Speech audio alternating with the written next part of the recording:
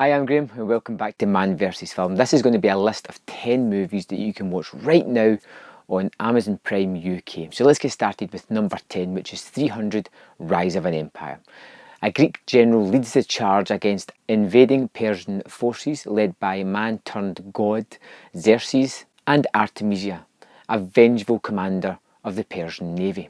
Now, it's not as good as 300, but 300 is kind of exceptional, and to say that it's not as good as that isn't a bad thing, because it's still a very strong, very interesting, very visually striking movie. It carries itself with a very similar stylised swagger as the first one had. It doesn't have as iconic characters or as some iconic images, but it's still very fun, very violent, and very much in that 300 ethos that we saw, and a very good sequel. Number 9 on my list is Everly. A kidnapped woman faces down hitman sent by her Yakuza boss, who also happens to be her captor. Basically, this is Salma Hayek in one room as wave after wave of hitmen attack her, and she just has to let them know exactly who's boss. And pretty much she's been imprisoned and made to work as a prostitute. She can't take it anymore, she needs to get out, and well, her boss doesn't take it too well and starts sending all these people after her. It becomes a little bit samey, even though they try to take it up by adding in almost bosses. It's kind of like a video game, so you get these sort of bigger sort of hitmen that are indestructible, but she kind of takes them out, and then it moves on to the next level, so you get more waves of these people coming to their doom, and then it's the next boss person. It's fun, it's quick, it's kind of check your brain at the door and just watch the violence happen. Number 8 on my list is Fire and Ice. Necron, an evil ice lord, is using his powers to manipulate ice and drive humans into the equator where he is attacking them. He gets to a strange land ruled by King Jared, king of the Fire Keeps, which is where you have the fire and ice standing off, and Necron kidnaps his daughter, and a young warrior must try and recover her.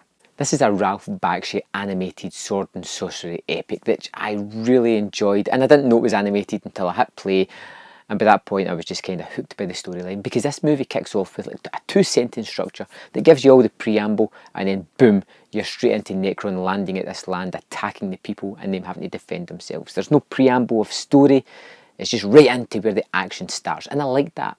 It's got some really good visuals, rotoscoped, which always makes it look kind of realistic, as it should do, and I had a lot of fun with this movie.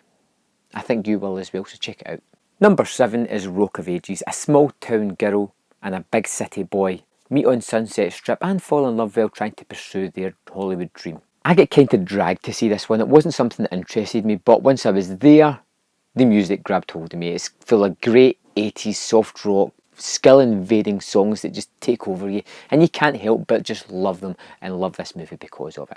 It drags a little bit in the middle, but then it moves on to another huge song that just puts a smile on your face, and you forget about that lull and you're right back into this fun movie again. It's one that you can put on when you're doing other things, tune in and out as the songs hit. It's got awesome music, it's super fun, and it's just entertaining. Number 6 on my list is Chopping Mall. 8 teenagers are trapped after hours in a high-tech shopping centre and are pursued by 3 murderous security robots who are out of control. A true 80s flick in every way. It's like lots of people chewing gum over dramatically. It's got big hair, it's got women with like shoulder pads, it's got lots of people saying man, it's got sex, it has murder and a whole lot of blood. It's also got some bad acting, but that's all part and parcel of this type of movie. It came from the 80s, it's tied in with the slasher genre, but it's not really, it's more kind of sci-fi with a little bit of gore added in for good measure. If you're a fan of these 80 horror movies, check it out, I think you'd like it. Number 5 on my list is A Christmas Horror Story. 4 interwoven stories that take place on Christmas Eve and are told to us, the viewer, by a radio host. It's a horror anthology, but it's a horror anthology with a little bit of a twist, and the fact that it doesn't tell you encapsulated stories. They kind of interweave all of them all the way throughout this movie, so you'll get a part of the first story, second, third, fourth, and it goes through that manner all the way through the movie. So you have all these stories hitting a climax together, and they're all pretty much terrific in their own way. And if there's a story, which there usually is in anthology movies, that you don't really 100% gravitate towards, only getting it for a couple of minutes at a time really alleviates that, because pretty soon you're on to the next story that you may enjoy even more. This has got one of my favourite segments I think I've ever seen in a horror anthology, and that is Santa Claus battling zombified elves. It's terrific. It's absolutely terrific. I loved it. It's the best segment in this movie, if you ask me. I know it's not Christmas, but, you know, horror nuts just like to check out horror whenever, and I think it's well worth it. Okay, so the first of two Quentin Tarantino movies on my list is The Hateful Eight. In the dead of a Wyoming winter, a bounty hunter and his prisoner find shelter in a cabin while trying to wait out the storm and surrounded by a collection of nefarious characters. I loved The Hateful Eight. It was a movie that kind of divided the Tarantino fan base a little bit, but I was wholly in on this fact. I like the fact that the guy's indulging himself. I mean, somebody's as good as Tarantino, you want them to indulge yourself. It has these really drawn out, dialogue heavy scenes that are tremendous, where they're having a conversation, but it means several things once you get below the surface of the main conversation. I like the fact that it's 3 hours in length, it takes the time for it to really breathe, and when you're putting this on, you're making a commitment. You know, I'm going to sit for over 3 hours and watch this masterpiece of a movie, and it is an absolute masterpiece in my opinion. Number 3 on my list is Fast 5. Toretto and his crew of street racers plan a massive heist to buy their freedom while being in the sights of an elusive Brazilian drug lord and a very determined federal agent. This movie was so good that it actually kick-started this franchise. From 1 to 4 it was going a certain direction, and then 5 hit with its practical stunts, its terrific action, and it really built this crew of people round about them. It wasn't just about 1 or 2 people, it was about a core group of 5, 6, 7 people. And that was the best thing about it. And I don't think the series has ever hit the highs of 5 ever again. 5 seems to have been the pinnacle, and it changed this franchise from a very good, very popular franchise into a blockbuster entertainment. I mean, we've seen 8 is out in a couple of weeks, and it's got a submarine in it. It's getting to the ludicrous points, but still, 5 is the best in my opinion. And why not check out the best of this series before part 8? Number 2 on my list, and the second Quentin Tarantino movie, is Inglourious Basterds. In Nazi-occupied France during World War II, a plan to assassinate Nazi leaders by US soldiers coincide with a theatre operator's plans for the same. This is my favourite Quentin Tarantino movie. I've loved it since the first time I saw it, and it has got better each and every time. The trailer promised us one thing.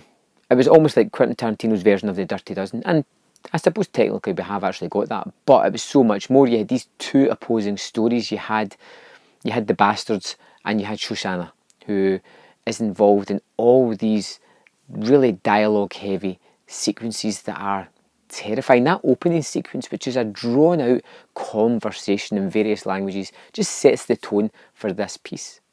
You've got the introduction of Hans Lander, the best character in any of the Tarantino movies yet. He is simply a delight to watch.